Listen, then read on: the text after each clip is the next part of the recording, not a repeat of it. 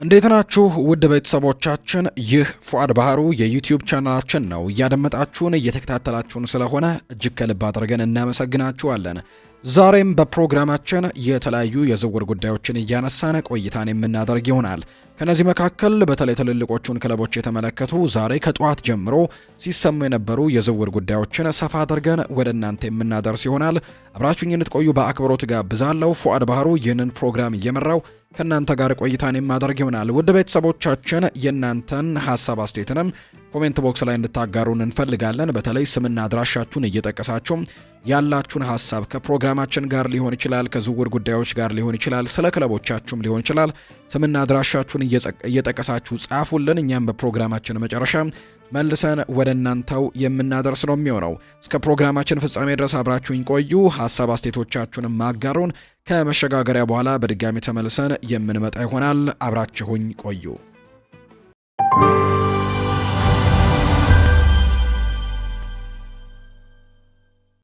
ወደ ቀዳሚው መረጃችን እናምራ። ሊቨርፑል የ65 ቢሊዮኑን ድንቅ ወጣት ለማስፈረም ከትልልቆቹ 6 ክለቦች ቀድሟል። እንደ ፌጂያስ ዘገባ ከሆነ ሊቨርፑል የክሪስታል ፓላሱን አማካይ አደም ዋርተንን ለማስፈረም ከፍተኛ ፍላጎት ካሳዩ ክለቦች መካከል በግንባር ቀደምትነት እየተጠቀሰ ነው። ተጫዋቹ በአሁኑ ወቅት 65 ሚሊዮን ፓውንድ ዋጋ የተለጠፈበት ሲሆን ብቃቱ እየጨመረ ከሄደ ዋጋው ሊያድግ እንደሚችል ነው የሚገመተው። አደም ዋርተን በፕሪሚየር ሊጉ ከፍተኛ ግምት ከሚሰጣቸው ወጣት ተጫዋቾች አንደኛው ነው። በሊቨርፑል በመሃል ሜዳው ላይ የሚፈለገው አካላዊ ጥንካሬ፣ የመከላከል ሽፋንና ኳስን የመቆጣጠር ብቃት ሊጨምርለት እንደሚችልም ነው የሚታመነው። ፓላስ ቤትም ቆይታው የኤፍኤ ካፕንና የኮሚ ሺልድ ዋንጫዎችን በማንሳትም ራሱን አስመስክሯል። ክለቡ ወጣት ተጫዋቾችን በማሳደግ ጥሩ ታሪክ ስላለው ለዚህ እንግሊዛዊ ኢንተርናሽናልም ተስማሚ ቦታ ሊሆን ይችላል። ሊቨርፑል ይህንን ዝውውር ለማሳካት ከማንቸስተር ዩናይትድ እና ከሌሎቹ የትልልቆቹ ክለቦችም ከሆኑት ጋር ብርቱ ፉክክር ይገጥመዋል። ተጫዋቹ ለትልልቅ ዋንጫዎች በመፎካከርና በቻምፒየንስ ሊግም ለመሳተፍ ወደ ሊቨርፑል የመዞር ፍላጎት ሊኖረው እንደሚችል ነው የተናገረው። ክሪስታል ፓላስ በአሁኑ ወቅት በርካታ ተጫዋቾችን እንደ ማርክ ጉሂ፣ ዣን ፊሊፕ ማቴታና ጄፈርሰን ለርማ በማጣት ላይ ስለሚገኝ ዋርተንን በቀላሉ ይለቋል ወይ የሚለው በጥር የዝውውር መስኮት የመጨረሻ ቀናት ላይ ይጠበቃል። ነገር ግን በክረምት ነው ይሆናል ተብሎ የሚጠበቀው ይሄ ዝውውር። ሚኬል አርቴታ ብራዚላዊ ወጣት ተከላካይን ለማስፈረም እቅድ አለው። አርሰናል የ16 ዓመቱን ብራዚላዊ ተከላካይ ያጎ ማቻዶን ለማስፈረም ነው ፍላጎት እንዳለው የተዘገበው። የወጣት ተጫዋች በሰሜን ለንደኑ ክለብ ብቻ ሳይሆን እንደ አያክስ ባሉ የአውሮፓ ክለቦችም እይታ ውስጥ ገብቷል። እንደ ግሎቦ ኤስፖርቴ ዘገባ ከሆነ ተጫዋቹ የሚገኝበት የብራዚል ክለብ ኮረንቲያስ ወጣቱን ተከላካይ በቀላሉ የመልቀቅ ፍላጎት የለውም። ክለቡ የተጫዋቹንም ውል ለማራዘም እያሰበ ሲሆን በአዲሱ ውል ውስጥም 100 ሚሊዮን ዩሮ የሚደርስም የውል ማፍረሻ ወይም ሪሊስ ክሎዝን ለማካተት ነው ያቀደው። አርሰናል ለወደፊት የሚሆን ጠንካራ ቡድን ለመገንባት በሚያደርገው ጥረት እንደ ማቻዶ ያሉ ወጣት ተሰጥኦችን ማሰባሰብም እንደ ስትራቴጂካዊ እቅድም ይዘውታል ነው የተባለው። አርሰናል ወጣት ተጫዋቾችን በማሳደግም ጥሩ ታሪክ ስላላቸው ተጫዋቹ ወደ ፕሪሚየር ሊግ የመምጣት እድልን ካገኘ ብቃቱን ለማሳደግ ትልቅ አጋጣሚ ይሆንለታል። በአሁኑ ወቅት አርሰናል ጥራት ባላቸው ተከላካዮች ያሉት በመሆኑ ማቻዶ ለነሱ ልምድ በመቅሰም ራሱን ማሻሻልም ይችላል ተብሎ ነው የሚታመነው።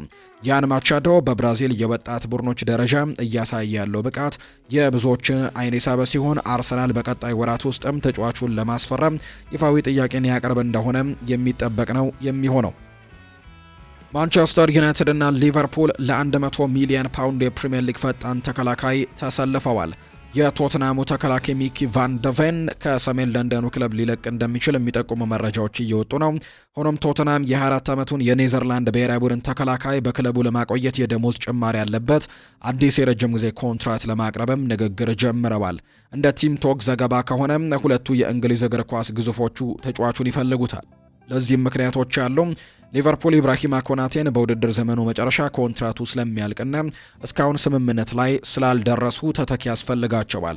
ቫን ደቨን በሊጉ ካሉ ፈጣን ተጫዋቾች አንዱ መሆኑ ለሊቨርፑል የማጥቃትና የመከላከል ስልትም እጅግ ተስማሚ ያደርገዋል። በተጨማሪም ከሀገሩ ልጅ ቨርጂል ቫን ዳይክ ጋር የመጫወት እድልም ሊሰበው ይችላል። ማንቸስተር ዩናይትድ ክለቡ ለዋንጫ ለመፎካከር የመከላከል ክፍሉን ማጠናከር ነው የሚፈልገው። ቫንደቬን በፕሪሚየር ሊጉ ራሱን ያረጋገጠ በመሆኑ ለዩናይትድ ፈጣን ለውጥን ሊያመጣ የሚችልም ተጫዋች ነው። ቫንደቬን በፕሪሚየር ሊጉ ታሪክም እጅጉን ፈጣኑን ተጫዋች ተብሎ ነው የሚጠቀሰው። በ2024/25 የውድድር ዘመን 37.12 ኪሎ ሜትሮችን በሰዓትም በመሮጥ ክብረ ወሰንን አስመዝግቧል። ይህ ፍጥነት ከመከላከሉ ባሻገር በሊጉ ያሉ ፈጣን አጥቂዎችን ለማቆምም ትልቅ አቅም ይሆንለታል። ቶተናም ተጫዋቹን ለመልቀቅ ወደ 100 ሚሊዮን ፓውንድ አካባቢ ሊጠይቅ ይችላል።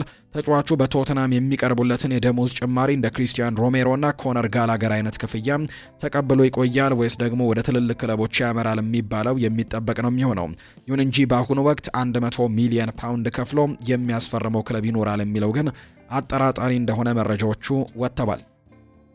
ቸልሲና ቶተናም የሳዑዲን ሚሊዮኖች ውድቅ ያደረገውን ፈረንሳዊ ድንቅ ወጣት ለማስፈረም እየተፎካከሩ ነው። በፈረንሳዩ ክለብ ሬንስ ውስጥ እጅግ ተስፋ ሰጪ ብቃትን እያሳየ የሚገኘው የ18 ዓመቱ አጥቂ ሙሐመድ ካድር ማቴ በበርካታ የፕሪሚየር ሊግ ክለቦችም አይን ውስጥ ገብቷል። የሳዑዲ አረቢያው ግዙፍ ክለብ አልሂላል ተጫዋቹን ለማስፈረም የ35 ሚሊዮን ፓውንድ ይፋዊ ጥያቄ ቢያቀርብም ማቴ ግን በዚህ ለጋ ዕድሜው ወደ ሳዑዲ የመሄድ የሙያ እድገቱን ማደናቀፍ እንደማይፈልግና በአውሮፓ የመቆየት ፍላጎት እንዳለው ነው የገለጸው።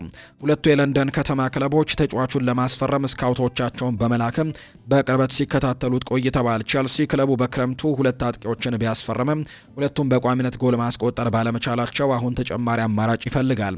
ማቴ የክለቡን የማጥቃት ክፍል ጥራት ሊጨምር እንደሚችል ነው የሚታመነው። ቶተናምም ዶሚኒክ ሶላንኬና ራንደል ኮሎሞአኒን በቶተናም ቤት እስካሁን የሚጠበቅባቸውን ያክል ጎል ባለማስቆጠራቸው አሰልጣኝ ቶማስ ፍራንክ ይህንን ሁለገብ አጥቂ ለማስፈረም ፍላጎት አላቸው። ዩናይትድ ተጫዋቹን ሲከታተሉ ከነበሩ ክለቦች አንደኛው እንደሆነ ነው የሚነገረው። ማቴ በዘንድሮው የውድድር ዘመን በፍሬንች ሊጓን 5 የጎል ተሳትፎችን ማድረግ ችሏል። ረጅም ቁመት 1.92 ሴንቲሜትር ያለው እና በአካልም ብቃቱ ጠንካራ መሆኑ ለፕሪሚየር ሊጉ ተስማሚ ያደርገዋል። ሬንስ ተጫዋቹን በጥር የዝውውር መስኮት ከመልቀቅ ይልቅም በክረምቱ በከፍተኛ ዋጋ ለመሸጥም እንደሚመርጥ ጭምር ነው እየተገለጸ የሚገኘው። ነገር ግን ሁለቱ የከተማ ተቀናቃኞች ወይም የለንደን ከተማ ክለቦች የሆኑት ክለቦች ይህንን ተጫዋች ለማስፈረምም ትልቅ ፍላጎት እንዳላቸው ጭምር የሚያሳዩ መረጃዎች እየወጡ ነው። ነገር ግን ማንቸስተር ዩናይትድም የዚህ ተጫዋች ፈላጊ እንደሆነ የሚያሳዩ መረጃዎች ናቸው አሁን ላይ እየወጡ የሚገኙት። ቸልሲ በዘንድሮው የውድድር ዘመን በርካታ ውድ ስህተቶችን ለሰራው የሊቨርፑል ኮከብ የነበረው እቅድን ቀይሯል። ቸልሲ በሊቨርፑል ቤት ኮንትራቱ ሊጠናቀቅ የተቃረበውን የ26 ዓመት ፈረንሳዊ ተከላካይ ኢብራሂማ ኮናቴን ለማስፈረም አስቦ የነበረ ቢሆንም አሁን ግን ከዝውውሩ ራሱን ማግለሉን የተሰማው የቀድሞ የፕሪሚየር ሊግ ስካውት ሚኪ ብራውን እንደገለጹት ቸልሲ ኢብራሂማ ኮናቴን የማስፈረም ፍላጎት ነበረው። ሆኖም ግን ተጫዋቹ በዘንድሮው የውድድር ዘመን እየሰራቸው በሚገኙ በርከት ያሉ ስህተቶች ምክንያትም ክለቡን እንዲያመነታ አድርገውታል። ኮናቴ በሊቨርፑል ጠንካራ የተከላካይ ክፍል ውስጥ ሆኖ እንዲህ አይነት ስህተቶችን ስለሚሰራ ከሆነ ገና እየተገነባ ባለው የቸልሲ ተከላካይ ክፍል ውስጥ ችግሩ ሊባባስ እንደሚችል ስጋቶች ያሉ። ቸልሲ ለዋንጫ የሚፎካከር ቡድን ለመገንባት የበለጠ አስተማማኝና ወጥ ብቃት ያለው ተከላካይ ምናልባትም ወጣት ተጫዋቾችን ነው የሚፈልጉት። ኮናቴ በሊቨርፑል ቤት ኮንትራቱ በ2026 ክረምት የሚጠናቀቅ ሲሆን አሁን ባለው ድርድር በሊጉ ከፍተኛ ተከፋይ ከሆኑ ተከላካዮችም እንደ ቫን ዳይክ ያሉ እኩል ደሞዝም እንዲከፈለው እየጠየቀ ነው የሚገኘው። ሊቨርፑል ተጫዋቹን ማቆየት ቢፈልግም በድርድሩ ላይ እስካሁን ስምምነት ላይ አልተደረሰም። ሪያል ማድሪድ ለተጫዋቹ የነበረው ፍላጎት መቀዝቀዙ ነው የሚነገረው። ቸልሲ ኢብራሂማ ኮናቴን ከመፈለግ ይልቅ ትኩረቱን ወደ ሌሎች ወጣት ተከላካዮችም እንዳዞረ ጭምር ይነገራል። ቸልሲ በውሰት ቦሩሲያ ዶርትመንድ የሚገኘውን ወጣት ተከላካይ በጉዳት ምክንያት የተመሰቃቀለውን ተከላካይ ክፍሉን እንዲያጠናክርለትም በጥር ወር መልሶ እንደጠራው ነው መረጃዎች የወጡት። ቸልሲ በጥር የዝውውር መስኮት የመጨረሻ ቀናት የ27 ዓመቱን አማካይ ዳግላስ ሉዊዝን ለማስፈረም የነበረው ፉክክር እንደተገታ ወይም ደግሞ እንደተሸነፈ ነው የሚነገረው። ዳግላስ ሉዊዝ በአሁኑ ወቅት ከዩቬንቱስ በውሰት ኖቲንግሃም ፎረስት የሚገኝ ሲሆን በቂ የመጫወቻ እድል ባለማግኘቱ ሌላ አማራጮችን እየፈለገ ነው። እንደዛ አትሌቲክ ዘገባ ከሆነ ቸልሲ ተጫዋቹን እስከ ክረምቱ ድረስ በውሰት ለማምጣት ነበር ንግግር ያደረገው። ይህ ዝውውር ለክለቡ ምንም አይነት የገንዘብ ስጋትም የሌለውና የቡድኑ ልምድንም ሊያግዝ የሚችል ይሆናል ተብሎ ታምኖበት ነበር። ሉዊዝ በአስተን ቪላ በነበረው ቆይታ በፕሪሚየር ሊግ ያለው ጥራትን ያስመሰከረ ተጫዋች ነው። ቸልሲ በመሃል ሜዳው ላይ የሚፈልገውን ቁጥጥር እና መረጋጋትንም ሊጨምርለት እንደሚችል ተገምቶ ነበር። ተጫዋቹ በቅርብ ወራትም በሊቨርፑል በቶተናም እና በማንቸስተር ዩናይትድም ሲፈለግ ነበር። ቸልሲ በተለይ ዘንድሮ ባሳየው ደካማ ብቃት ምክንያት የቻምፒየንስ ሊግ ተሳትፎን ለማግኘትም እየታገለ ነው። በውድድር ዘመኑ ሁለተኛው አጋማሽ ላይም የተሻለ ውጤት ለማምጣት ክፍተቶችን መሙላት ይፈልጋል። ዳግላስ ሉዊዝ በመከላከልም ሆነ ኳስን በማሰራጨት ረገድ ያለው ብቃት ደግሞ ለአሰልጣኙ ተጨማሪ ጉልበትን ይሰጣል ተብሎ ቢታመንም፣ ነገር ግን ተጫዋቹ አስተን ቪላን ለመቀላቀል ከጫፍ መድረሱን የሚያሳዩ መረጃዎችም እየወጡ እንደሚገኝ ነው የተገለጸውና ይህ ተጫዋች ወደ ቀድሞ ክለቡ ሊያመራ ከጫፍ እንደደረሰ የሚያሳዩ ዘገባዎች አሁን ላይ እየወጡ ነው። ስለዚህ ቸልሲን ተጫዋች ለማስፈረም የነበረው ፉክክር መሸነፉን የሚያሳዩ መረጃዎች ናቸው እየተገለጹ የሚገኙት ነው ያለው ዘገባው። ሌላኛው የምናነሳው ጉዳይ ደግሞ የኒውካስል ዩናይትዱ ኮከብ በፒኤስቪ አይንድሆቨን ተጫዋች ላይ በፈጸመው ድርጊት ተወቅሷል። ኒውካስል ዩናይትድ በሳምንቱ አጋማሽ በነበረው የቻምፒየንስ ሊግ ጨዋታ ፒኤስቪ አይንድሆቨንን 3-0 በሆነ ውጤት አሸንፈዋል። ይሁን እንጂ በጨዋታው ላይ ብሩኖ ጉማሬሽ በፒኤስቪው አማካይ ላይ ደግሞ ጆይ ቨርመን ላይ የፈጸመው ጥፋት ከፍተኛ አነጋጋሪነቱ ተነግሯል። የጆይ ቨርመን ቅሬታም ቨርመን ከጨዋታው በኋላ ለሆላንዱ አስቴቱን በሰጠው መሰረትም ብሩኖ ጉማሬሽ በቀይ ካርድ አለመሰናበቱ እንዳስገረመው የተናገረው እጅግ ያማል። እግሬ ሳይሰበር መቆየቱ እድለኛ ነኝ። እሱ መጀመሪያ ኳሱን ነክቻለሁ ቢለም እግሩን በሙሉ ኃይሌ ከኳስ ጋር አሳልፎ በጫማው ብረትም የታችኛው እግሬንና ቁርጭምጭሚቴን ረግጦኛል። ይህ ቀይ ካርድ ካልሆነ እግር ኳስ አክትሞለታል። በእውነት አሳፋሪ ድርጊት ነው ሲልም ነው ቅሬታውን የገለጸው። ምንም እንኳን ብሩኖ ጉማሬሽ ለኒውካስል ወሳኝና የማይተካ ተጫዋች ቢሆንም እንዲህ አይነት አላስፈላጊ ጠባዮችን ሲያደርግ ደግሞ እንደሚችሉ ተመልክቷል። ኒውካስል በውድድር ዘመኑ ሁለተኛው አጋማሽ ውጤቱን ለማሻሻል ብሩኖ ጉማሬሽንም እንዲሁ ይፈልገዋል። ብሩኖ በቅርቡ ከሪያል ማድሪድ ጋር ስሙ እየተያዘ መሆኑ ይታወቃል። እንዲህ አይነት የጨዋታ ጠባዮች ግን በትልልቅ ክለቦች ዘንድ ያለውን ግምት ሊቀንሱት ይችላሉ። ኒውካስል በቻምፒየንስ ሊግ ወደ ቀጣዩ ዙር ለማለፍም በሚያደርጉት ጉዞ ብሩኖ ስሜቱን ተቆጣጥሮ መጫወት እንዳለበት ነው የተነገረው። ሰንደርላንድ አንጋፋውን የቡንደስሊጋ ግብ ጠባቂ ለማስፈረም ንግግር ጀምሯል። በዘንድሮው የውድድር ዘመን በፕሪሚየር ሊጉ ድንቅ ብቃት እያሳየ የሚገኘው ሰንደርላንድ የቦሩሲያ ሞንቸግላድባሁን ግብ ጠባቂ ዮናስ ኦምሊንን በጥር የዝውውር መስኮት ለማስፈረም ጥረት እያደረገ ነው። የ32 ዓመቱ ስዊዘርላንዳዊ ግብ ጠባቂ በጀርመኑ ክለብ ቦሩሲያ ሞንቸግላድባህ ውስጥም የመደበኛ ተሰላፊነትን ቦታ አጥቷል። በአሁኑ ወቅትም ከሞሪትስ ኒኮላስ በመቀጠል ሁለተኛው ግብ ጠባቂ ሆኖ እያገለገለ ነው የሚገኘው። መውጣት ይፈልጋል። ኦምሊን በዘንድሮው የቡንደስሊጋ የውድድር ዘመን እስካሁን ምንም አይነት ደቂቃ ባለመጫወቱ ፕሮፌሽናል ሕይወቱን ዳግም ለማንሰራራትም ክለቡን ለቆ መውጣትም ይፈልጋል። ሰንደርላንድ ከሻምፒዮንሺፕ አድጎ በፕሪሚየር ሊጉ የደረጃ ሰንጠረዥ አጋማሽ ላይ በከፍተኛ ብቃት እየተጓዘ ይገኛል። ይህንን ውጤቱን እስከ ውድድር ዘመኑ መጨረሻም ለማስቀጠል ልምድ ያለው ግብ ጠባቂ በቡድን ውስጥ ማካተት ነው የሚፈልገው። ሰንደርላንድ ዘንድሮ በርካታ ጥራት ያላቸው ተጫዋቾችን በማስፈረሙ ውጤታማ መሆን ችሏል። ኦምሊንን መጨመር ደግሞ ለግብ ጠባቂው አንቶኒ ፓተርሰንም ጠንካራ ተፎካካሪና ተለዋጭም እንዲኖረው ያደርጋል ተብሎ ነው የሚጠበቀው።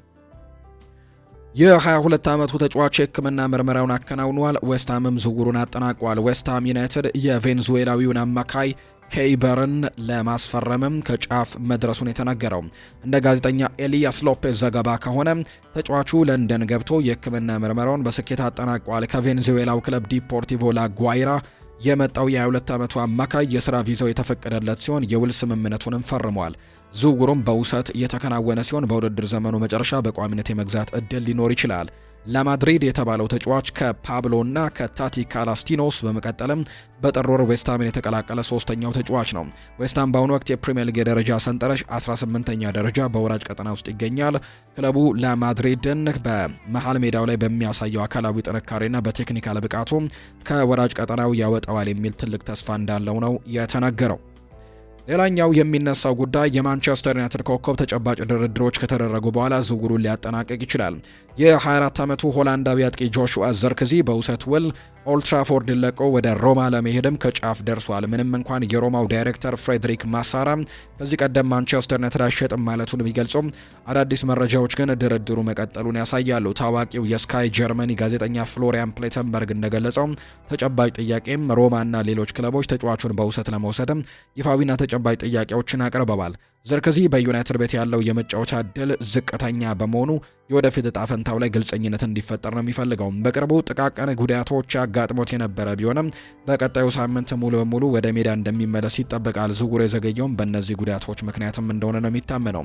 በቦሎኛ በነበረው ቆይታ አስደናቂ የነበረው ዘርክዚ በፕሪሚየር ሊጉ ግን የሚጠበቅበትን ያክል ውጤታማ መሆን አልቻለም።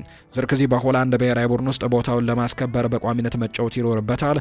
በቀጣዮቹ ወራት በማንቸስተር ዩናይትድ ተቀያሪ ወንበር ላይ መቆየትም ለዓለም ዋንጫው የመመረጥ እድሉን ያጠብለታል ተብሎ ነው የሚታሰበው። የሳዑዲ ምንጮች ስለ ሙሐመድ ሳላህ ዝውውር ትልቅ መረጃን ይፋ አድርገዋል። ሊቨርፑል ሳላህን ከአፍሪካ ዋንጫው መልስ በቡድን ውስጥ ቢያካትተውም ከክለቡ ጋር ያለው ቆይታ ግን በዘንድሮው የውድድር ዘመን ሊያበቃ እንደሚችል የሳዑዲ ምንጮች በልበ ሙሉነት ነው እየተናገሩ የሚገኙት። እንደ አይኒውስ ዘገባ ከሆነም ለሳዑዲ ፕሮሊግ ቅርብ የሆኑ ምንጮች ሳላህ በክረምቱ ወደ ሳዑዲ ማምራቱን እርግጠኛ ይመስላሉ። የሳላህ አቋም ሳላህ ከዚህ ቀደም በክለቡ እንዳልተፈለገ የሚገልጽ አስተያየትን መስጠቱ ሊቨርፑልን መልቀቅ እንደ አንድ አማራጭም በአእምሮ ውስጥ እንዳለ ማሳየት ተደርጎ ተወስዷል። አሁን ላይ ሳላህ ሊቨርፑልን የመልቀቅ ፍላጎት እንዳለው ስላወቅን በክረምቱ በምናቀርበው ይፋዊ ጥያቄ ተገቢውን ዝግጅት እናደርጋለን ብለዋል ምንጩ። የሳላህ ወደ ሳዑዲ ማምራት የሊጉን ተቀባይነት ከፍ እንደሚያደርገው ሌሎች በርካታ ተጫዋቾችንም እንደሚስብ ነው የሚታመነው። የ33 ዓመቱ ሳላህ በሊቨርፑል ቤትም አስደናቂ ታሪክ ቢኖረው በ315 የፕሪሚየር ሊግ ጨዋታዎች 190 ጎሎችን አስቆጥሯል። በዘንድሮ ግን በብቃቱ ላይ መጠነኛ መውረድ እየታየበት ነው። ባለፈው የውድድር ዘመን በክለቡ ዋንጫ እንዲያነሳ ትልቅ ሚና ቢጫወትም ዘንድሮ ግን በእድሜው ምክንያት ድሮ የሚያሳየውን ዓለም አቀፍ ብቃት መድገም ተስኖታል። ኮንትራቱ ሊያልቅ ጥቂት ጊዜያት የቀሩት በመሆኑ አሁን ላይ በክብር መሰናበቱ ተገቢ እንደሆነም ብዙዎች ይስማማሉ። አለበለዚያ በቀሪው ጊዜም ከተጠባባቂ ወንበር ላይ ተቀምጦ በብስጭት ከመሰናበት አሁን ላይ በክብር መውጣቱ የተሻለ አማራጭ ነው ተብሎ ነው የሚታመነው። የስካይ ጋዜጠኛ ስለ ማንቸስተር ዩናይትድ ኮከብ የወደፊት ቆይታ ወሳኝ መረጃን ይፋ አድርገዋል። እንደ ስካይ ስፖርት ጋዜጠኛ ሮብ ዶሴርት ዘገባ ከሆነ ማንቸስተር ዩናይትድ ለኮቢ ማይኖ አዲስና የተሻሻለ ክፍያ ያለው ኮንትራት ለማቅረብም ከወኪሎቹ ጋር የመጀመሪያ ደረጃ ግንኙነት ይፋ አድርገዋል። ምንም እንኳን ድርድሩ በይፋ ባይጀመርም ክለቡ ለተጫዋቹ ያለውን ትልቅ ግምት የሚያሳይ እርምጃ መሆኑን የተነገረው ካሴሜሮ በውድድር ዘመኑ መጨረሻ ክለቡን እንደሚለቅ በይፋ መገለጹን ተከትሎ የ20 ዓመቱ ኮቢ ማይኖ የዩናይትድ የመሃል ሜዳ ቁልፍ ተጫዋች እንደሚሆንም ይጠበቃል። በቀድሞ አሰልጣኝ ሩበን አሞሪም ስር አብዛኛውን ጊዜ በተጠባባቂ ወንበር ላይ ያሳለፈው ሜኑ አሁን ላይ በማይክል ካሪክ ስርም ዳግም ወደ ቋሚነት አስተላለፍም ተመልሷል። ባለፈው ሳምንት ዩናይትድ ማንቸስተር ሲቲን 2-0 በሆነ ውጤት ሲያሸንፍና እሁድ ምሽት አርሰናልን 3-2 ሲያሸንፍ ሜኑ በቋሚነት ተሰልፎ ድንቅ ብቃቱን ማሳየቱ ለኮንትራቱ መታደስም ትልቅ ምክንያት ነው። ዩናይትድ ኮቢ ሜኖን ከአካዳሚ የወጣ ተጫዋች በመሆኑና ለረጅም ዓመታትም ቡድኑን በመሃል ሜዳ ላይ ሲመራ የሚችል ብቃት እንዳለው ያምኑበታል። ቡድኑንም በሱ ዙሪያ ላይ ለመገንባት ነው እቅዱ ያለው። አዲሱ ኮንትራቱ ለተጫዋቹ በኦልትራፎርድ ያለውን ትልቅ ቦታ የሚያረጋግጥና ሌሎች ፈላጊ ክለቦችም ተስፋ የሚያስቆርጥ ይሆናል ተብሎ እንደሚጠበቅ ነው የተነገረው። ማንቸስተር ዩናይትድ በክረምቱ ከአረቢ ለብዚሽ ያስፈረመው ስሎቬኒያዊ አጥቂ ቤንጃሚን ሼስኮ በኦልትራፎርድ የጀመረው ጉዞ አጥጋቢ ባለመሆኑ የቀድሞውን የቶትናምና የአስተን ቪላን አሰልጣኝ ቲም ሾሩድን ብርቱ ትችት ሰንዝሮበታል። ሼሩድ ሴሽኮን ከዩናይትድ ታሪካዊ አጥቂዎች ጋር በማነጻጸር አሁን ያለውን ብቃትም ለክለቡ የሚመጥን እንዳልሆነም ገልጿል። ከታሪካዊ አጥቂዎች ጋር ሲነጻጸር እንደ ሮቤን ቫን ፐርሲ፣ ካርሎስ ቴቬስ፣ ዌይን ሩኒ፣ ድዋይት ዮርክ፣ አንዲ ኮል ያሉ ታላላቅ አጥቂዎችን ካየን በኋላ ሴሽኮን ማየት ይከብዳል ነው ያለው ቲም ሼሩድ። ዩናይትድ በሊጉ ያሉ ምርጥ አጥቂዎችን ያስፈርም ነበር፣ አሁን ግን እያየሆን አይደለም። ዩናይትድ ከሴሽኮ የተሻሉ አማራጮች አሉት። በአሁኑ ወቅት በዩናይትድ ቤት ከቋሚ አስተላለፍ በጣም ሊሩቅ የሚገባቸው ብዙ ተጫዋቾች ያሉ፣ እሱም አንደኛው ነው።